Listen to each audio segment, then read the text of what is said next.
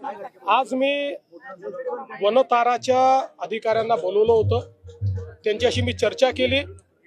त्या चर्चेमध्ये त्यांनी हे सांगितलं की आम्हाला त्या हत्तीवर हक्क सांगायची कुठली इच्छा नाही, आम्हाला कोर्टाने आदेश दिल्यामुळे आम्ही हे सगळं केलंय।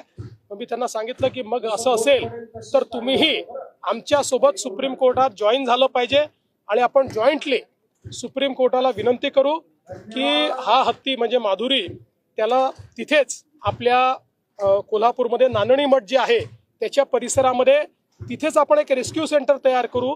हाय पॉवर कमिटीने ज्या प्रकारचे निर्देश दिले आहेत त्या निर्देशानुरूप सर्व प्रकारच्या सोयी तिथेच करू आणि तिथेच तो हत्ती आपण आणू अशी आम्ही मागणी करतो आणि तुम्ही त्याला समर्थन द्या। त्यांनी त्याला समर्थन देण्याचंही मान्य केलेलं आहे आणि सोबत त्यांनी हे देखील मान्य केलेलं आहे की जर कोर्टाने अशा प्रकारचं काही आदेश आपल्याला दिला, जो कोर्ट देईल असं आम्हाला वाटतंय, तर ते तयार करण्याचीही पूर्ण व्यवस्था, कारण त्यांना त्यातलं एक्सपर्टीज आहे, ते सगळं ते करून द्यायला देखील तयार आहे।